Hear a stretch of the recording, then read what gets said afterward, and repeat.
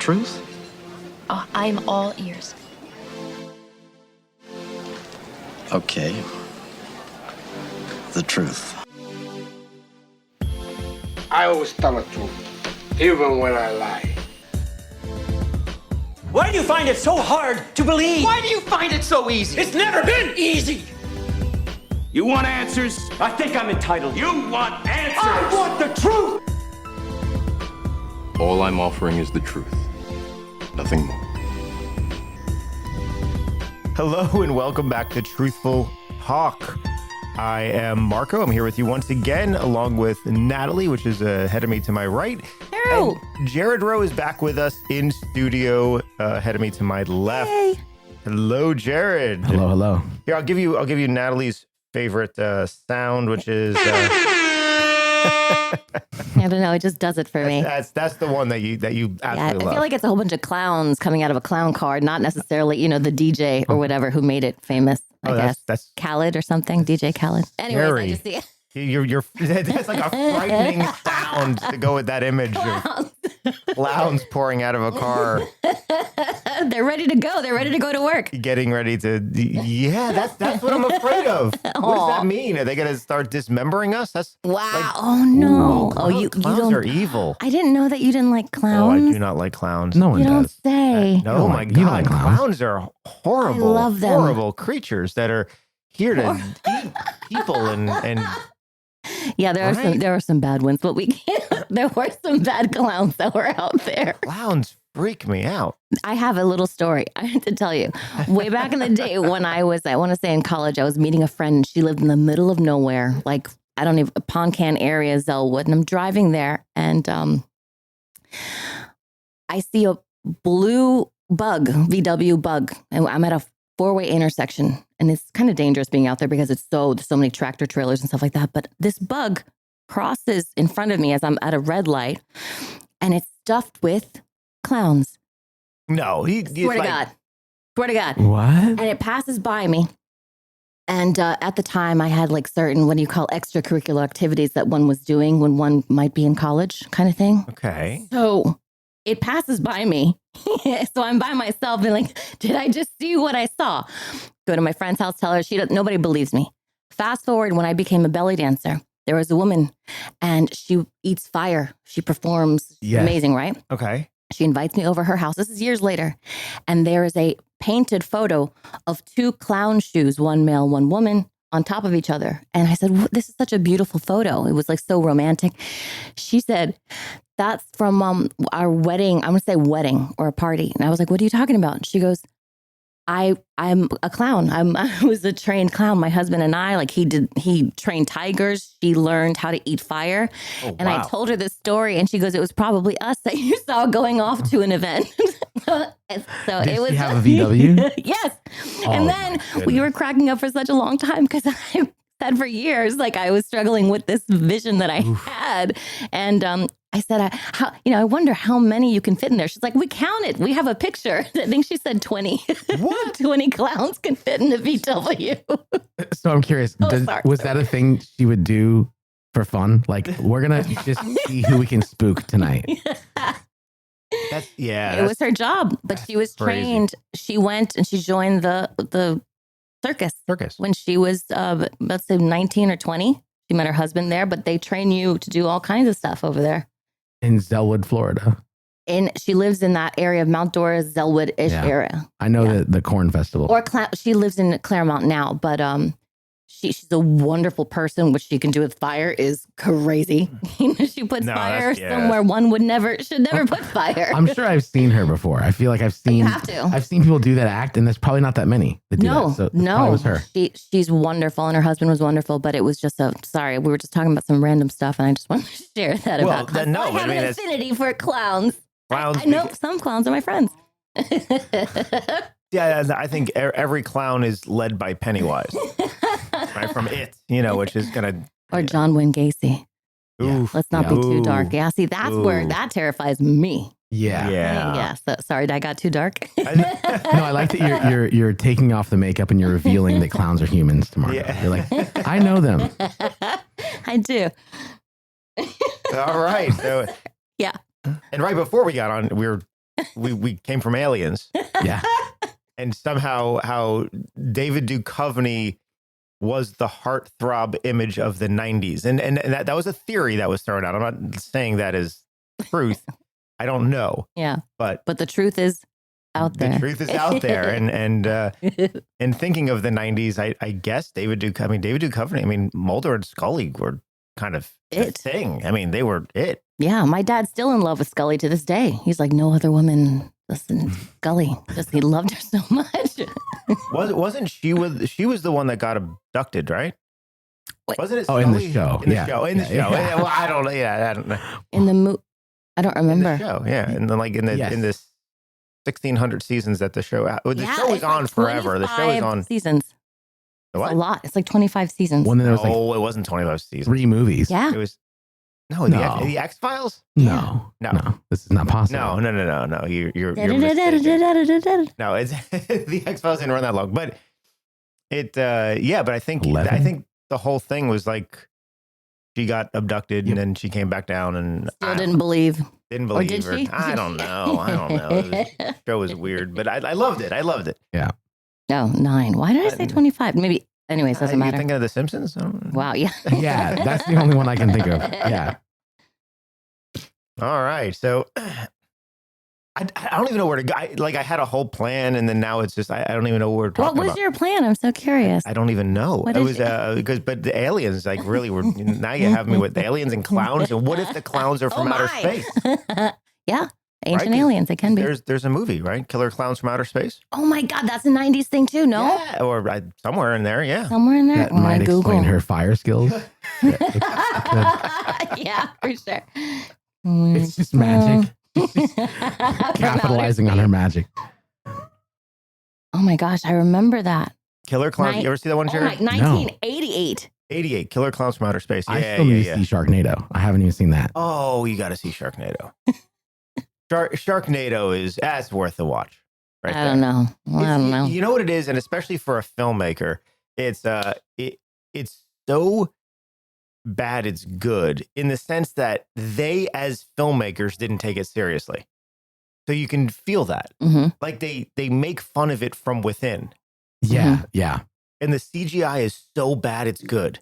Yeah, I feel like I'm shocked that's not resurfacing. Is that resurfacing right now? Like this Sharknado wave? Because I feel like there's a lot of things that are like in that realm of like it's fun because it's not great. It's fun, because they had done the same studio did 2-headed shark attack and then 3-headed shark attack and then 5-headed and 6-headed. Anyway, they did all the multi-headed shark attack movies, and on those they tried to make them good movies, meaning that they were low budget, but they tried to do a good movie.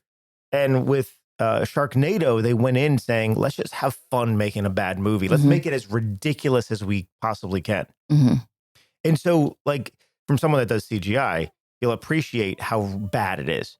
Like, all of a sudden, they're inside a house that's on top of a hill. It's raining outside, but there's no standing water outside. But inside the house, the whole first floor is flooded. Love it. Right? Love it. And then all of a sudden sharks are like coming out of the walls, like all of it's like swimming in the first. Like, how did they even get there? How did they even get there? There's like comedy in that. There's ridiculous levels of comedy. They're driving through the water, right? So they're in like let's say like they're in your van, right? They're driving in this truck, in this van thing. And they're showing the outside shot, and the water's like maybe up to the door. The water's, maybe 1.5 feet, 2 feet deep as they're driving through this thing. Then they do an under the car shot, and they're in like 20 feet of water, and there's sharks swimming around.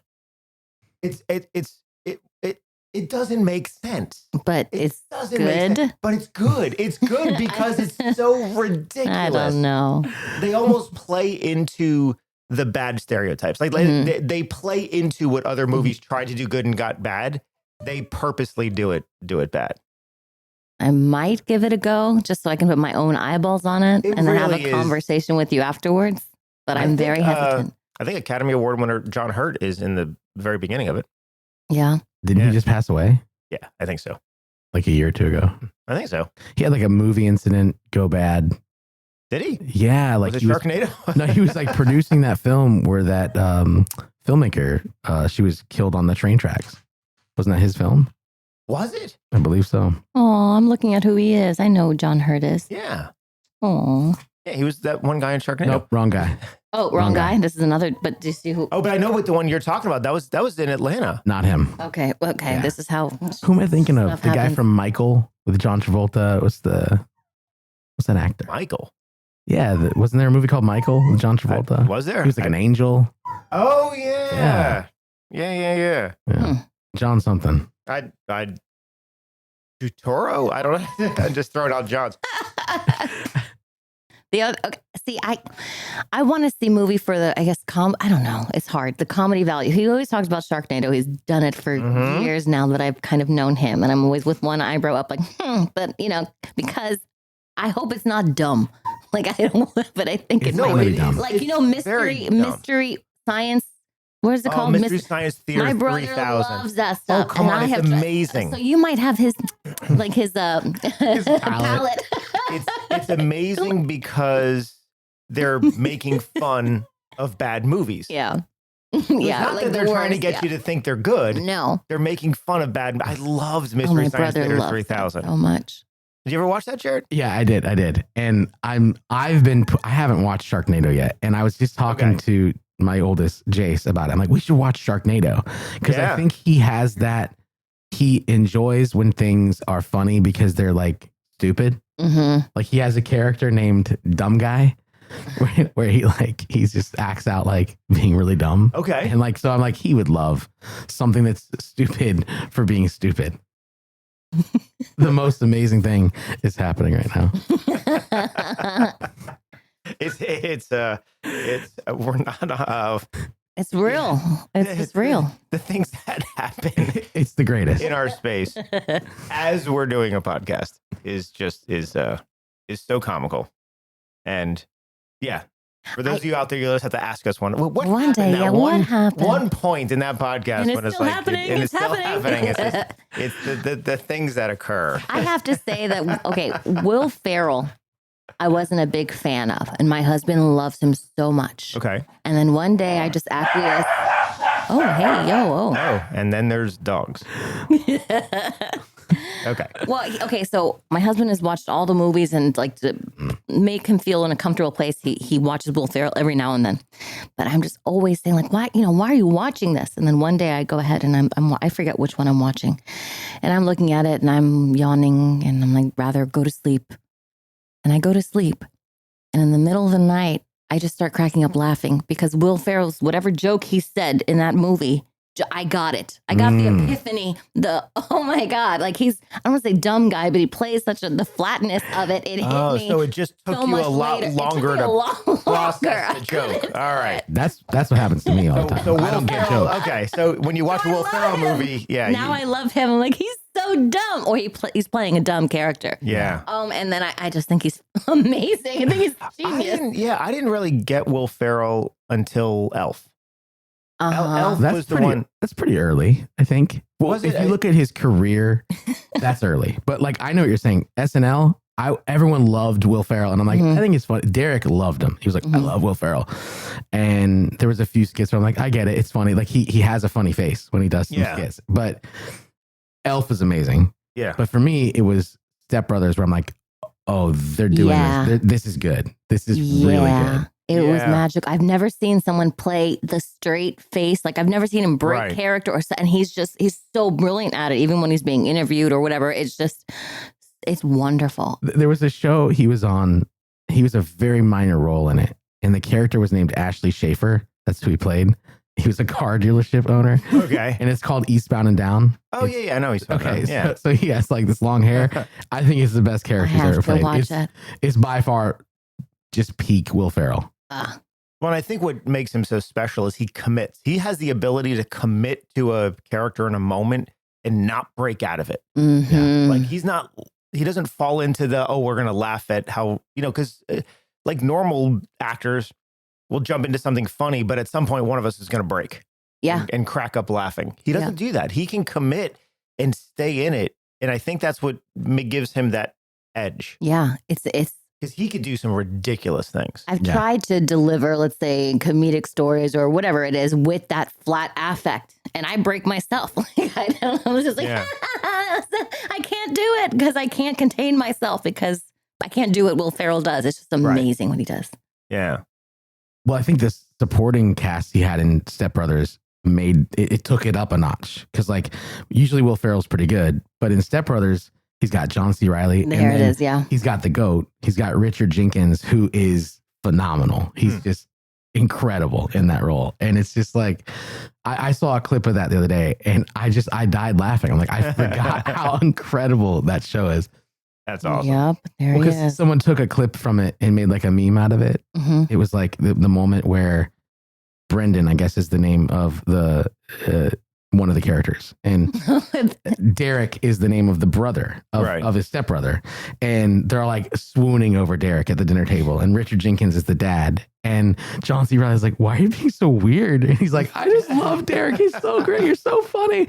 And it was like they were comparing Elon Musk and Donald Trump. Basically, they were like saying those. Gotcha. I just love you so much. It was hilarious.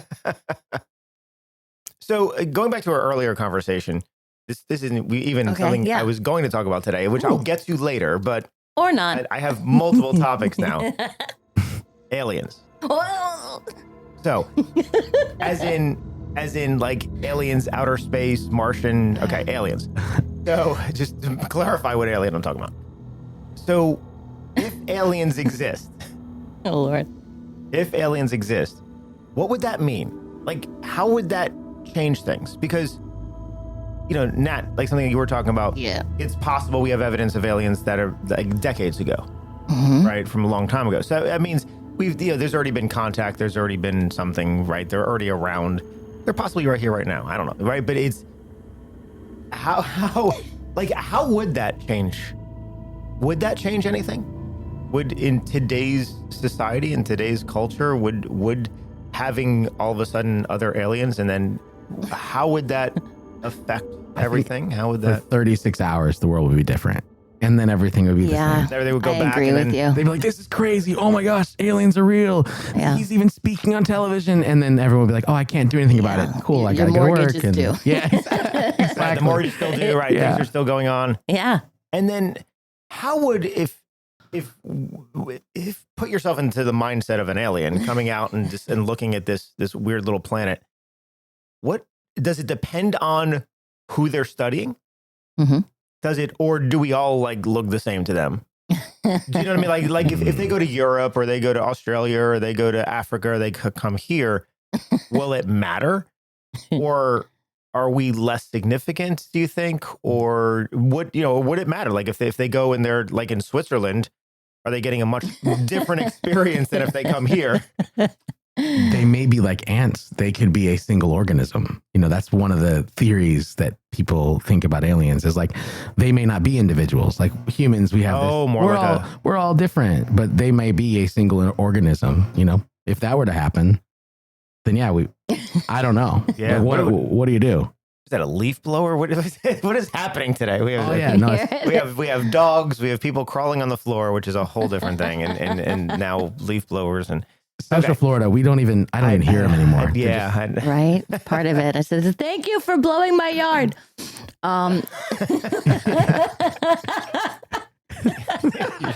You put that as a sign out in front of your house. You should. Absolutely. I need that sign. Thank you for blowing my yard. But no soliciting. Oh. Okay. So one of the. So wait. Go ahead. Collective. So like an insect colony, or like the Borg on Star Trek type of thing. Like they're all connected together, like a hive mind. Like bees. Yeah, like if that were to be like you've seen where like they take ants and they put them in like they do puzzles. Right. How does a colony of ants solve a puzzle? Kind of crazy. Right. So I think if aliens were to like not be individuals, then I think that would I couldn't even guess how to go forward from there. So Natalie, then if aliens came and were here, would they understand anything they're looking at? I truly believe that they're so much more intelligent than we are. So their scope of what's good, bad, indifferent, ugly, whatever it is, like, let me get out of here and go to Switzerland. It's too much. I feel that there's obviously have been studying. But I also heard one of the theories that there's different types. And so you have some, so you have some that are more kinder towards humanity, some that don't, some. So there was something, and I wish we were prepared for this because there's so many documentations that I'd like to have brought up. But there's we'll talk about it again. This is a good cool. topic. Yeah, no, it's kind of where we can study for this. Yeah, yeah. No, I agree.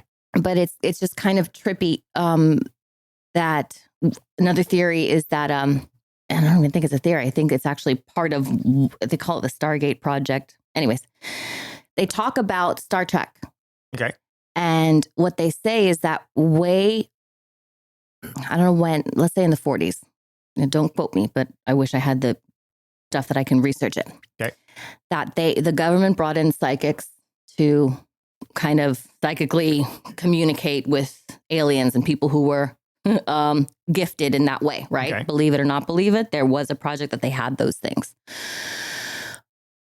What this person was saying was that they understood that there is like a galactic federation, just like Star Trek, of aliens that are trying to actually make sure that the universe is safe and healthy and able to move forward.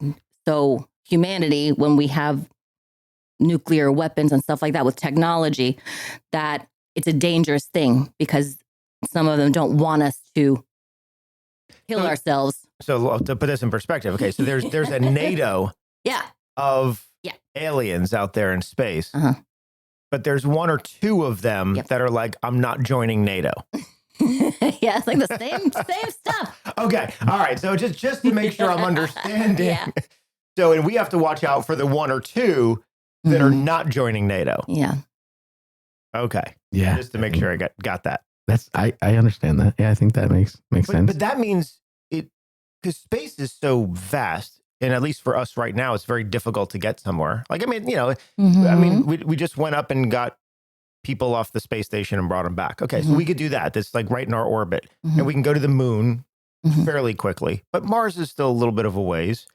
We can't really get to send someone to Jupiter and back. I mean, we're not there yet. So a federation of aliens, that means they're all at the same technological point. They all have to get to the point where they can travel faster than light. They can, right? They have linguistic skills where they can understand what each other's saying. Or none. They could be just listen. Telepathy. Telepathy, yeah. Oh, telepathy. Which I think is where that's a limiting thing. Right? It's like language. Like language is limited. All we do is have to over communicate, under communicate with our voices. And if you didn't have to do that, and if everyone just like knew really, like if I just right now, podcasts don't exist. We're all just, we're just thinking to each other, always knowing what everyone, Get out of my brain. I feel like it leads to this like hive mind kind of thing. Like we would all just always know what everyone's thinking. And that's interesting. And then what's, I think another addition to think about every now and then is like the age of the universe, or us, if you will.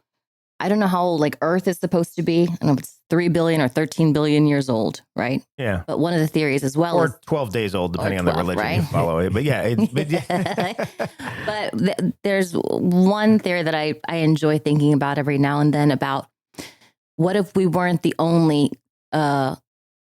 group of society and time that got to places of extreme technology, and then if we killed each other or blew it up or something like that, it starts again. Meaning is like the society starts all over. Like have we 7 different Are we the only ones out of, if we're 13.8 billion years old, are we the only ones that ever existed throughout time, humans at this time? So I always like to think about that sometimes. That's really interesting. Like it's almost like that's very Matrix-esque as far as it when it ends, it repeats, it starts over. Yeah. And we do it over and over and over again. Well, that's interesting. So another theory that, what do you think of this one? So kind of like Australia began as being the penal colony for the UK, right? England sent over all the people they didn't want and said, start a new life in Australia. what if Earth is that Ooh. for aliens? Meaning, what if the first people of us came from somewhere else and were just dropped off and said, here, Ooh, I love it. here's your new planet. I dig it. Yeah, if you were to colonize planets, you would have to do that. You'd seed out. Mm-hmm. You'd be like, oh, well, we got a petri dish here and one here, and we got to see what grows. And Here's the planet for the losers. And maybe Good luck. over time, maybe we had technology at one point, but de-evolved. So, for example, if we got dropped off somewhere and we had our cell phone and a computer and everything, and you got dropped off, it's great. We have a cell phone and a computer. They have Wi-Fi. We could use it as long as it worked. Mhm. But we don't know how to make a cell phone and a computer to make another one. Yeah. And even if we understand the circuitry, we don't have the resources to make the circuits. Right? So even if there was technology, even if let's say we came here millions of years ago and got dropped off, at some point we de-evolve because of the inability to create more stuff. yeah, and resources. And there's like breaking news right now, like the last 12 hours kind of thing, or 24 hours Pray tell. of the pyramids. Ooh, what's the breaking news? What? I didn't see it. So with our technology now and the ability to see inside of the earth, like through the ground, Yeah. this whole debunking of them being where like pharaohs were buried is not at all what they're saying. So there's 8 massive pillars that are like a mile long that go into the earth. What? Massive pillars. And those 8 are spiraled by like what, I don't know if they're staircases or some kind of coil, like Tesla coil kind of thing that goes down into these perfectly two perfectly cubed massive like builds that then have like in the center, there's like 5 other what seem like the pharaoh one up in the pyramid in the center. A pyramid or a tomb? Tombs. There's like 5 tombs in the middle of these 8 cylindrical like mile long things. Fifth element type of thing.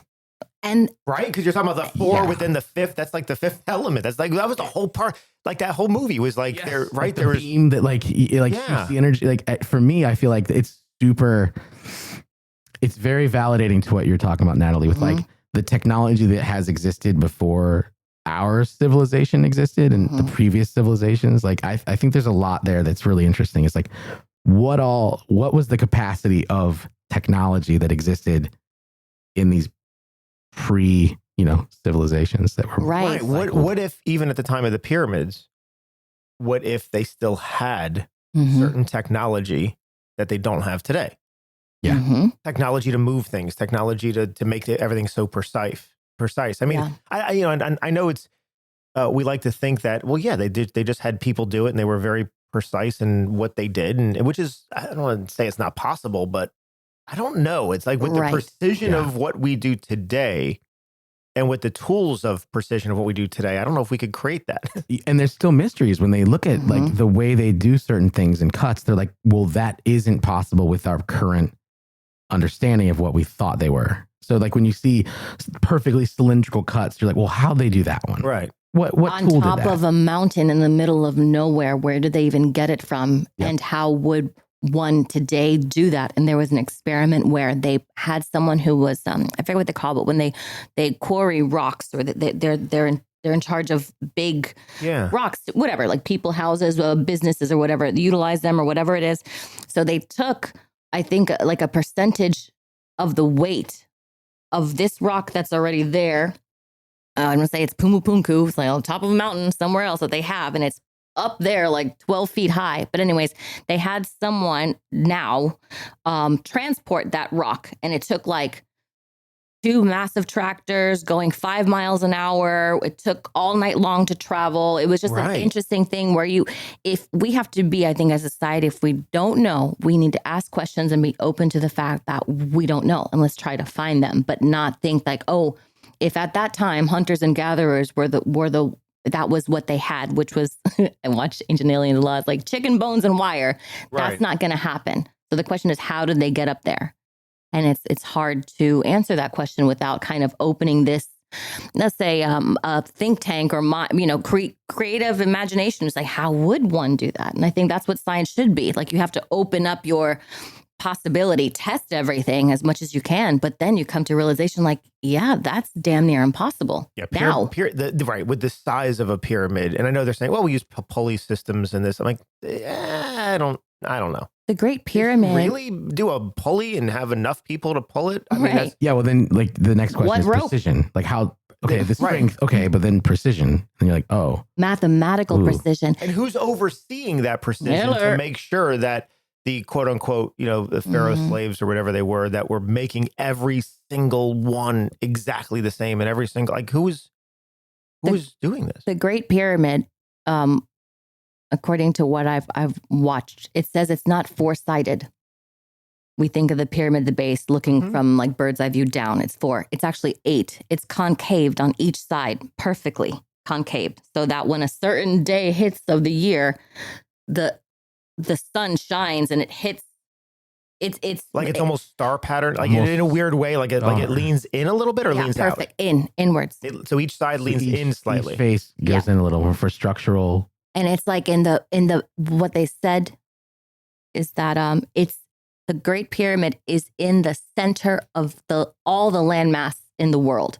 So it's like almost perfect if you were to think of the sphere of Earth and go from the north to the south, east to the west. Yeah. It's in the middle of Earth's land masses, which is pretty interesting. I mean, it's just something that you're like Meaning it's a marker. It's a marker. It's a marker, yeah. And that's right. One of the theories is that the pyramids are some sort of markers to that. The Sphinx is, I don't know, right? Is it a tribute? Is it something? But I mean, obviously cats were very, very, very important. Cats could be the aliens and just they're laying dormant and just waiting. There's a They're waiting theory for their that time. the dog face, or I'm sorry, what is it? It's supposed to be a Sphinx, right? Half man, half whatever lion currently. Yeah. The theory is that the way that the Sphinx is sat, bless you, with his shoulders, what they're saying is like, they believe that initially was, there's a dog in the Egyptian god, like there's a god, I don't know, but they believe that it was actually his face. With the longer nose. With the longer nose. Yeah. But if when you just look at it a little bit, you're like, well, that's an interesting theory. Meaning is if you see the way a dog sits, it's different from whatever that thing is, the half man, half whatever. And it's very just interesting. Speaking of cats, has me sneezing over here. Just just talking about this cat. Ow. But I mean, well, markers is one thing. So you could say markers, right? Like if because when you think about how would we leave a trace for other civilizations? Like what about the next one? Like if we get wiped out, well, how do we leave something that we know will be here and weather whatever's coming for us or hits us, or like would that be a reason to build something? And for the case of the marker, or that's interesting. When you see the placement of other pyramids, because we all like to think of Egypt, but there's other pyramids, there's Mexico, and there's all these places. And then I think the evidence, or I'm throwing out this 24 hours news that I received of these cylinders and these spirals, but like, does that add more evidence to the power grid scenario of like the Earth powering like actual energy, sending it throughout the rest of the other pyramids that are perfectly placed? Like where there's like some kind of power plant, some kind of transmission or receiving. Yeah. Yeah. Some kind of energy. Good. Energy. I mean, the sun is God, so the sun powers everything. And then, so is there a way to go, oh, well, that's not being powered right now, but we're getting sun, like, is there something there? Send it through the Earth. It's so fast. And then I think of Nikola Tesla, and I think of that, how he, when you study him a little bit, or when you see a show about him and what he was doing, he was harnessing the energy from the Earth, I want to say, but obviously he didn't win that out. It became the other guy. But they were saying that if he was able to do that, maybe that's what ancient civilization was able to do before Tesla's time, of harnessing the Earth. And then one of them shows that according to them, that there is some evidence that one of the pyramids was a giant microwave in order to cook. Cook. Well, microwave. Of course, you would think. Cook the pharaoh. Send out other energies or capture it. I don't know how, but they were showing that there was like a remnants of salt and water, and it was like a power plant that one of the pyramids were. And I'll send you some of the stuff so you can just look at it, just for, like I said, even if it's for a theory or let your imagination fly, but bringing it kind of back to, let's say, acting. A lot of these directors and people who write these films that are sci-fi have been asking these questions, and they go deep, deep, deep, deep into what are the theories. And so you have the Blade Runner, you have like the Aliens, the movie, the Prometheus, you have Star Trek, you have these things that someone was putting together trying to tell this story. Right. Which is another wonderful way or reason that I love being a part of movie making, even if I'm around a director or other artists that are wanting to ask those questions and explore those things, because we quite don't know. And only until you really research these directors will you see down the rabbit hole how far they went to make a story.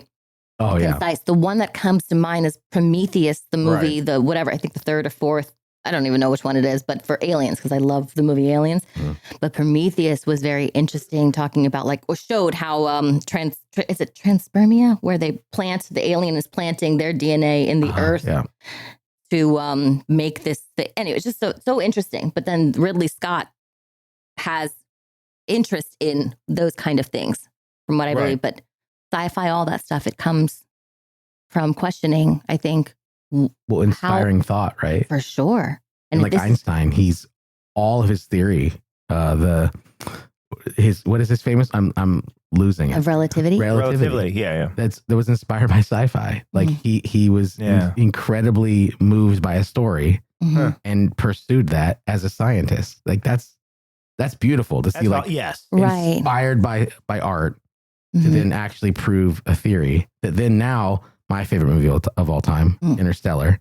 Oh, takes that to the next gamut. Like that's the ultimate. That's like the ultimate film, if you ask me. Like that's talk about art. Like all aspects of that were to the next level. Like where you were saying Ridley Scott, like he studied and they actually rendered out renderings of black holes that have never been seen before from so now a VFX studio is doing science research and rendering out actual scientific visualizations of data that no one's seen before, that takes millions of dollars to pursue as a movie studio. Right. That science might not receive. But ooh, that's interesting. It's like amazing. Wow, that science might not receive. Well, now they're not. Sorry. So people like Christopher Nolan and James Cameron and stuff, they have the money to do things. Yeah. Like you're saying they're funded and they could pay to do the research that science wouldn't be funded. Yeah, like Natalie was saying, those questions, like they could have started on, just similar conversation like this, like this question, but then you have this opportunity to tell a story that inspires thought, that then you use your strings to answer, solve. I think of, I was gonna say, check this out. Predator. One of them was like Aliens versus Predator, right? I gave it a go. Fine, right? And fun and I enjoyed it. But there's a scene where they're taking a 3D image of the pyramid that's up, that you can see on the ground from whatever. But then these scientists in this movie had 3D imaging where they eventually saw that there were multiple pyramids, just like a Russian nesting doll inside. And below was concaved and tunnels and shit like that, or stuff. Sorry, beep, stuff like that. Rewind that and edit that in. That were there. Fast forward to now, what we're talking about, having the technology to do that. Even now, like I kind of don't know what came first. Did those movie makers know that there was 3D imaging? Because I have to Google when this movie was made. Right. So I'm very curious to see, like, oh, who wrote it, all this stuff, and how did they get to say, like, let's see if there was a technology that could see, underneath.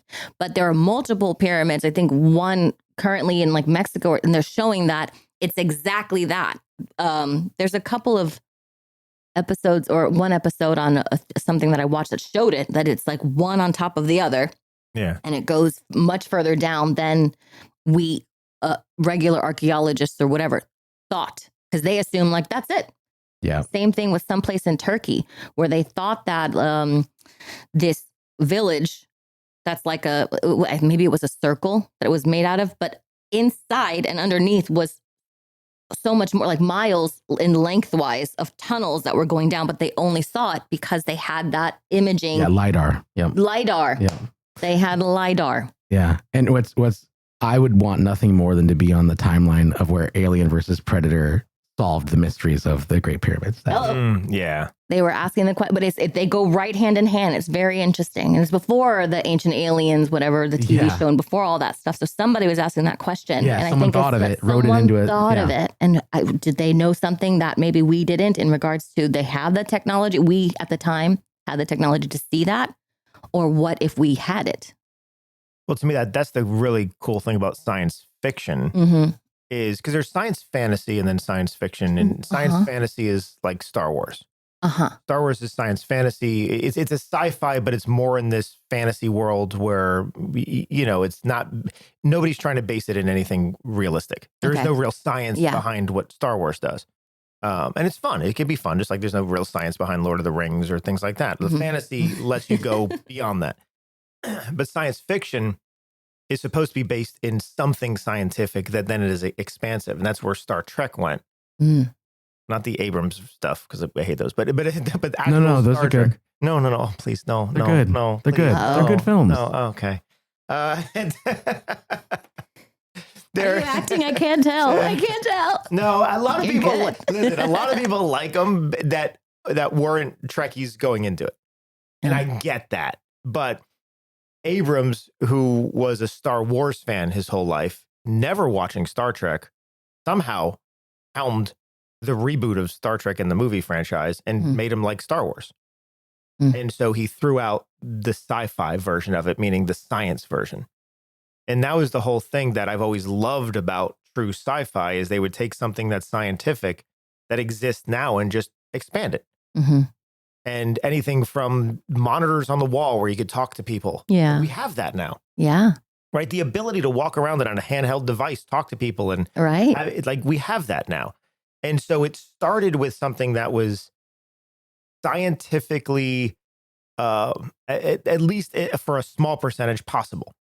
Yeah, I've never heard that breakdown that you just did, but you really helped me understand. I'm a science fiction liker or appreciator. Yeah. Science fantasy, like I didn't realize why I didn't care about Star Wars. And now you're really doing the job of making me realize, well, that's why I don't care about Star Wars. Specific right, like Star, like where it's flipped maybe for you, like specific one. Well, Star Wars is, I mean, like Star Wars or Star Trek? Star Sorry, Wars. which one? Star Trek is what is the science fiction. It's like you I'm can with see you. it coming to life. You could see this all playing out. It interests me because like even just like the people and the conversations, they're all very relatable. In Star Wars, I don't know that I relate to any of it. It's like it's a fantasy, like you said. Because you have a lightsaber, which is cool. And it's based in a crystal, it's like, but no one explains scientifically because there is no science behind it. Right. It's all fantasy in a long, long time ago in a galaxy far, far away, right? So it's like it's way somewhere else. Literally. These things just happen and we just accept it. I think Spaceballs. I like Spaceballs. But Star Trek was always based, I mean, Roddenberry's whole thing was, no, we want to show how humans evolve in the future and where we could possibly go and show that one day everything's going to be okay. But it was still everything that they created. They wanted, it wasn't just you could create just anything and go. The designers had to explain why it worked, how it worked. So even there's a big designer now in Trek. His name is Neville Page. And he did Face Off he was one of the judges for Face Off for like 20 years or whatever. But Sam knows him, and was having a brief conversation. And one of the things was like every alien that gets designed, they can't just design an alien. They must explain how and why it exists. Like if you're putting 4 arms, why do they have 4 arms? Yeah, the reason. What's the function of the alien having this? In Star Trek? In Star Trek. Okay. Yeah, in Star Trek is they had to design it specifically for the environment or so they think it out a step further. Where in sci-fi fantasy, you just like, oh, okay, well, this Darth Vader, he has a mask and he breathes through this thing, and okay, we'll figure it out later. Like we don't need to worry about why. It's just cool. As in the creative field, I didn't realize it till now. You're saying it. I have anxiety over those decisions being made without that. Like if you were to say, and then it's going to have these cool ears, I'd be like, well, that looks cool, but Can you explain why? And if you can't explain why, I'm getting a little anxious here. Like, why are you making that decision without? Because I really do appreciate the thought of what you're talking about. Like, did you explore why you made that decision? Yeah. Right. Can you be like, okay, because that's where like I'm interested. I'm interested in all the details of everything you're going to explain, rather than just like, well, it's cool that it glows. Well, why is it glowing? Yeah. Right. Yeah. Why does plankton glow? Yeah. I don't know, actually. Yeah. Don't look at me. Can someone explain that? Because it's making me a little anxious. That's why it's glowing. But I think that what you're saying too, the reasoning why is so important. Let's say for me as an actor, that's where my strong suit lies right now. My tools, I guess. But even for our, let's say, choices or discoveries that we have to have reason. It's like backing it up. You can't go with just a very surface Trust. level. You have to collaborate, if you will, with people that aren't afraid to ask you those questions. And then you're like, yeah, I need to do some more work, or I need to go back and figure out why, because I don't know why. I thought I knew, but I don't truly know. But it's something that I think makes a great story visually. It makes it for the actor and the director and everybody when there's reasoning behind every single thing that you see and have. Semantically, I'm having a trouble with science fantasy, though. Like, because the word science implies It is weird science. because the only reason they call it that is it really should be called like space fantasy. Space fantasy. It really, because the Let's do science, that. right? Isn't science Science the word is that the word right? that's making it what I like about it. Yeah. Science fiction is what you're exploring with And Star I Trek. It's guess got to when- make sense. When Star Wars first came out, it wasn't described as science fiction. Okay. It was described as it was a spaghetti western in space. Say that again. It was a spaghetti western in space. That's the best description I've ever heard of it. And that's actually how they described it back in the 70s when it was first being developed. Not as a sci-fi, because Star Trek kind of had the hold on sci-fi, or Lost in Space had more of a hold on sci-fi, things like that. But yeah, it was he was creating something different. Well, if you would have told me that, I would have loved Star Wars. If you're like, hey, dude, you want to watch a spaghetti western in space? And then I watched it, like, this is amazing. Right. Because in science, Yeah. get it out of my Because face. he based it in Flash Gordon, was one of his biggest influences, which was also considered a spaghetti western in space. So it was that level of fantasy. Because you're right, the word science is what it's all hinged on. Yeah, I think we owe the listeners a spaghetti western definition. Now I'm hungry. Does everyone know what a spaghetti western is? hang on, let me. No, yeah. I don't. I just think of like really cheesy cowboy movies. Okay. Oh, that's interesting. Cheesy cowboy movie. Because from what I understood, spaghetti western was like a Yankee western. Oh, like the Italians making westerns. All right. Well. Here we go. Let's see. So, What is yes, Wikipedia? It is Italians making westerns, is what it is. So it refers to a subgenre of Western films, primarily produced and directed by Italians, set in the American Old West, but filmed in Europe, particularly Italy. They are known for their gritty style, unconventional storytelling, and often feature anti-heroes and morally ambiguous characters. So it should be called Western Bolognese. I'm starving. All right. Isn't that interesting, though? So I had no idea. Anti-heroes and morally ambiguous characters. That's Interesting. Star Wars. I mean, there's a lot of people on, both sides, not too sure, Cheesy was a good cheesy way of I saying thought it. And I think that's where it leans more into. Okay. Yeah. Growing up, walking in when an uncle or somebody was watching TV, they was like, this is killing me. It's so boring. And I just left every time. Like, That was definitely spaghetti western. that must have been the spaghetti western. It's also a reference to the perceived low budget nature of some of the films and the fact that they were produced in Italy. That's where And the they're spaghetti produced- comes from. That's It where was more of a derogatory term. Oh, those spaghetti That's messed those up. Italians. They're so cheesy and I love it. And then, going back to what we were talking about, so I was just looking up Neville Page's what he was saying. He was saying emphasizing and understanding the why or motivation behind a character or creature's actions and appearance is important, arguing that this approach leads to richer, more complex, and believable designs. He took the acting approach to design. Yeah. And of saying that there has to be a why. If you're putting a third eye, there needs to be a reason that they have a third eye. Yeah. Not just because it Yeah. looks cool. And for Star Trek, that's part of what makes a difference.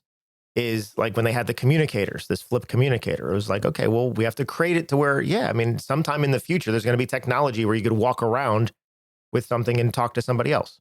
Yeah. And they made that. Eventually in the 90s, or was it 90s or early 2000s, the Nokia flip phone was they designed that phone. Yeah, go figure. based in the Star Trek communicator. I love that thing. I think it's going to come back, by the way. Because the kids that were watching Star Trek in the 60s were motivated by doing something. They became the engineers of the 90s that then created these things that they loved in the 60s. Yeah, it's Gene Roddenberry. I need like an image, like a visual of all the inspirations that exist now based on his inspiration of his storytelling and his. It's incredible, isn't it? It's here it says, let's see, actor's perspective. A page draws parallels between his work and the actor's approach to character development, emphasizing the importance of understanding the character's motivations and how they inform their actions. What a far richer and more enjoyable story that is, right? Than just like, oh, well, the monster, it was in a cage and it was underground and it actually eats all the dirt on the planet. Right. And then like, oh, Boba Fett died, by the way. He's dead now. You're like, what? Oh, he's not dead. He has a show now, by the way. So Right, exactly. I never got I'm into making so many Star Wars fans mad right now, but For me, it actually is in line with what I've seen. I've only seen like one recently this year, Star Wars movie, because someone was telling me to watch it and I finally did. And I got up. Yeah, but you watched the wrong one. You watched the wrong one. I thought there was no such Star thing Wars. as a right one. I just gave it a go. She started with the first prequel. The oh geez, what the hell is it called? Tried to go. oh no, episode 1? Episode 1. No, Yeah. See? Because Those you aren't you even- go in, linear. Start with that. those aren't even. Well, I did. You don't watch this. So Right. we have to always have a caveat with Star Wars, like except for blah blah blah blah blah. But Yeah. I No. can't. It's rough. It's gonna be rough. The original 3. Watch the one that it started in 1977 called Star Wars. Watch that one. They're a little bit better. A little. Well, the first the first Star Wars was good. It was groundbreaking for the time. I agree with that. 100% agree with that. I don't know that they live up. And Yeah. everyone, all the Star Wars Well- fans hate the new ones. I like the new ones. The sequels? Ooh. No, I didn't like the storytelling. I like the Adam Driver. I like the visual effects and I like the production value, but I didn't like the storytelling. For Star Wars, it was peak Star Wars for me. It was, Really? Yeah. So you're somebody that likes The Last Jedi. Is that was the last second one? No, that was the second one. Oh, I think I saw that one. my favorite one was the very last Star Wars. I like the last one, the whatever, Rise of Skywalker or whatever. Well, yeah, but I like Yeah, I don't know about the last. I don't remember. I mean, I liked all 3 of them. The Last Jedi was the one where there was a group of them that went off to some like Vegas planet to try to find Benicio del Toro to bring Okay. him back. It's all a blur. I watched them all like the same time, Yeah. and so like they're all. I didn't the like same that thing. one, but yeah, but the first one, Force Awakens, I thought was well done. Basically, a remake of Mhm. the original Star Wars. Yeah, it was really well done. I Pretty liked much it. a remake Yeah. of the original Star Wars. Yeah. And then, the Rise of, and the reason most people didn't like the Rise of Skywalker is it used a jump the shark type of mechanism, which was somehow Palpatine returned, right? The Emperor that we killed off a long time ago, and we killed off in a way that we could never return, somehow returns. And it was, Yeah. they felt it was a very jumpy the sharky. Can you explain that? That's Yeah, what I'm. what's What's that? Jumpy the Sharky? Oh, jump the shark. Or Okay, jump the shark, so yeah. jump the shark is a term that came out. So it's a term that references typically a TV show or a series when they run out of ideas and they go too far, Mhm. and they should have stopped a long time ago. And it originated when Happy Days was on the air. Uh-huh. Happy Days got to the point where they didn't know what else to do. Mhm. And they kept just like, oh, and then today. And so there was an episode where the Fonz was water skiing and literally jumped over a shark. That's the best thing that's ever happened. I love that. Wow. And it was so cheesy. Yeah. They took this show that was somewhat grounded in family drama and stuff. It was a Mhm. comedy, but you know what I mean? It was they had points to it and everything else. And now they're jumping sharks. And they're just like, Fonz is going to hit. And he jumps over. And as he's jumping over, it's like, hey. Yeah, You know, and it's like, what the hell is happening? It sounds like Sharknado. And it was, it was on that level. Child watching this, like, I know I'm going to make a movie when I'm 30 called Sharknado. And that was the moment where they said, okay, the show has gone too far.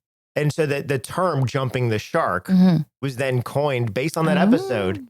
Just because it's like, okay, if a show goes too far, it doesn't know where it's going. It just becomes something ridiculous. Yeah. And it's like, oh, and now they're doing this. And it's like, you know, I never knew that. So Luigi Mangione misunderstood what jump the shark meant then, I think. What? Oh, the whole United Healthcare guy? Yeah. Yeah, I think he understood. Yeah, he misunderstood that. He jumped the shark. Jumping sharks everywhere. Nice. I had one more question. Man, we're out of time. I didn't even get to my topic, so we got to have you back to talk about my topic because my topic was food. I want to talk about food, but and spaghetti. I guess we did. We talked about spaghetti, but one more thing: Stonehenge. What is Stonehenge? That's one in Ireland. Yeah, that's the pillars that go around in like a circle, and they're the stacked stones that because they have Easter Island. Those I don't know if that's that one. No, and then there's one in Stonehenge. I think that's in Ireland. Close to the UK. But pull up a picture, and because Stonehenge is one of the is that one of the 7 wonders? Stonehenge. It is. I think it is. Right, one of the 7 wonders, and it's because we don't know what it is. And if the pyramids are energy, and if the pyramids are a beacon, and all of this, was Stonehenge because I think about Star Trek. I think about transporting. Stonehenge, either where you went to communicate, like that was the spot that you went to communicate with the mothership type of thing. Was that the spot where it was like you transported in? Was that like, what is Stonehenge? Yeah. Because they don't know the reason for it. Right. But it's too precise to not have a reason. Exactly. And I don't know. I wonder if it inspired Minecraft portals. Oh, I'll bet it did. It totally looks like that. Right. Oh, I bet it did. I'll bet it did. Yeah.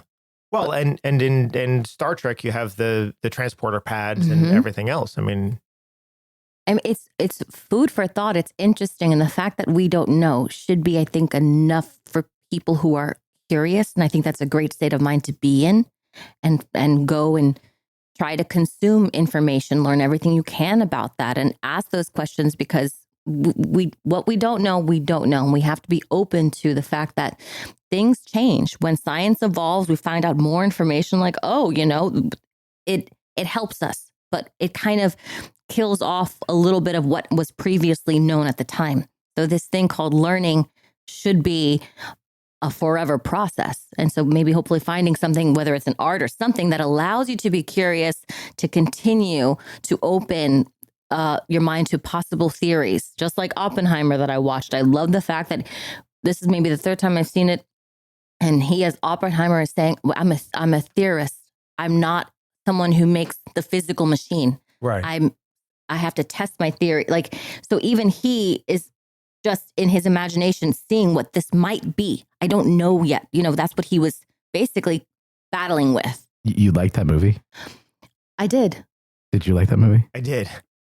It was like a 3-hour movie trailer.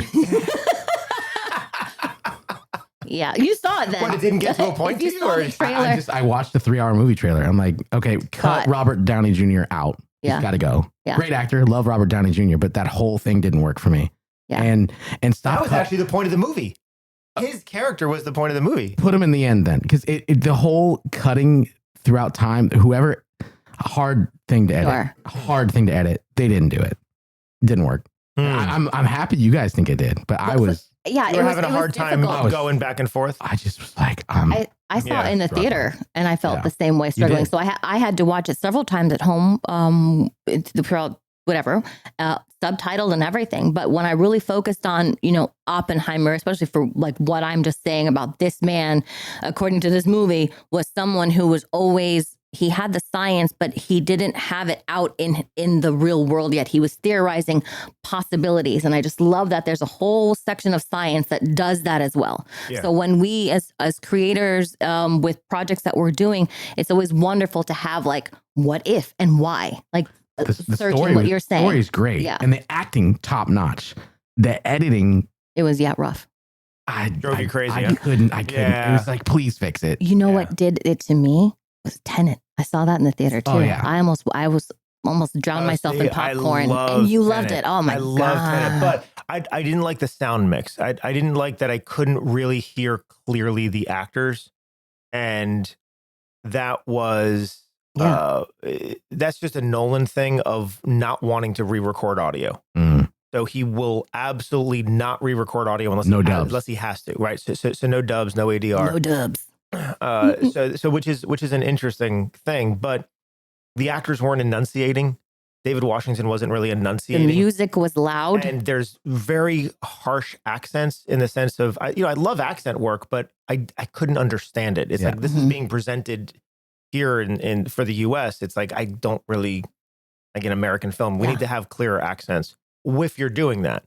And then it was mixed improperly. I felt that the dialogue should have been louder. Yeah. Over top of everything else that was. Would he be mad to know that I watch all his movies with subtitles? Would that make him upset? It's probably something he needs to know. But he does because, I'm like, I work with him or something. Yeah. Oh, because when that one came out, Tenet, one of the biggest people that were annoyed with was like, I couldn't understand anything. So he knows. And then I think an article I read saying like he said it was an artistic choice for him to do that. Yeah, I know. Which is weird. But I said I didn't need to watch subtitles with Inception or the Dark Knight series. I do it on all movies anyways. Oh God, I don't like reading my movies unless I have to. Yeah. Yeah, I wish that sound was better. With movie making, the only one recently I saw was Heretic with oh my God, if I saw, anyways, it was a scary movie, but I was like, the sound is so I can hear everything. I don't have to, because I watch subtitles a lot with movies because I'm just like, I can't hear them, I can't understand them. Yeah, I just want the mix for the dialogue to be clearer. The dialogue, yeah. So, but that was it. Other than that, I really liked the science to Tenet. I loved the idea of the science of time inversion. Yeah. Which is something I'd never seen before. Yeah, it was awesome. Right? I mean, time looping and time travel but time inversion, I'm like, this is a whole new cool science fiction-y thing. Yeah. And so I enjoyed that side of it. But it was complicated. I saw it in IMAX. I had a migraine. I was like, what did I see? My eyeballs re-inverted. It was just like my brain. Nolan. They're all time. Memento. All time. Mm-hmm. Oh, Memento. It's Interstellar. Yeah. Interstellar. Mm-hmm. Yeah. It was time. Time was always a part of the equation. Mm-hmm. Yeah. Mm-hmm. Oppenheimer was just in the edit. There was a lot of time going on in the edit. Yeah. Oh man, can you believe we have? I can't. It's too much fun when you're here, Jared. It is Too much fun. You need to be like here like all the time because we can just be going through all these different topics. Yeah, I would love to. It's you have to be a normal part of this because too much fun. Yeah. Too much fun. And we never even got to our actual topic today. Nope. So. I felt more a part of it today because the audience didn't clap. It's like, oh, he's here. Oh, yeah, right. Yeah. Would you like, I'm going to get the audience to clap for you. Do it right now. Ready? Do it now. All right. Let's see if he feels anxiety. Audience, come on, please give him a round of applause. There it is. Thank you. Yes, Rocky over here. Oh, that was fun. So you're leaving soon, I know, to go on a big trip. But maybe there's a way to get you on from there. Yeah, should be. Right? Where there's a will, it'll there's be like a way. 4 p.m. for me. Zoom exists and stuff. Yeah. So we can. Is that with you're what 6 hours ahead, 5 hours ahead, something like that? I believe it's going to be 4 p.m. 10 a.m., 4 p.m. So 11 a.m., 5 p.m. Yeah.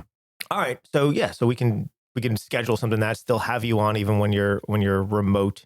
Yeah. Because this is just too much fun. And I wanted to talk about food, and that's what I want to get you back on because you said something to me last time, and we're talking about Nat. I think this is interesting to you about how food is such a crutch to us.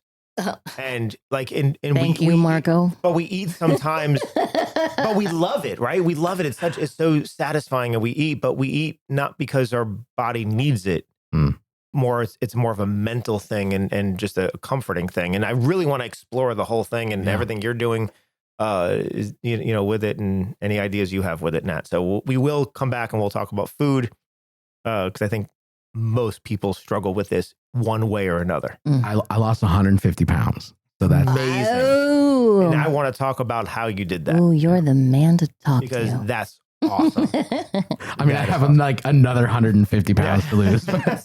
No, that really is awesome, Jared. And I would love to tell our listeners, like, just I think it's a good topic to talk about. So, Absolutely. But it's just too much fun talking about aliens and sci-fi, and I don't even know where it went today, but I'll have to figure that one out. All right, but thank you for being back in here with Good us. to be here. Oh my God, it was so great. Yes. Nat, thank you once again. Thank you, Mark. Yeah. And to nice all to of hear. our listeners, just thank you for listening. We love having you tune in with us, and we will be back. We'll be back again soon. And until then, remember to treat yourself and others with kindness and reward yourself for the risks that you take. All right, everyone. Stay hungry. Stay hungry. Bye. Bye. If you'd like to learn more about our studio and what we do, you can find us online at truthfulacting.com. And check out truthfulactingonline.com for our Learn at Home at Your Own Pace courses. So what I told you was true, from a certain point of view. You must unlearn what you have learned. I know what you're trying to do. I'm trying to free your mind, but I can only show you the door. You're the one that has to walk through it.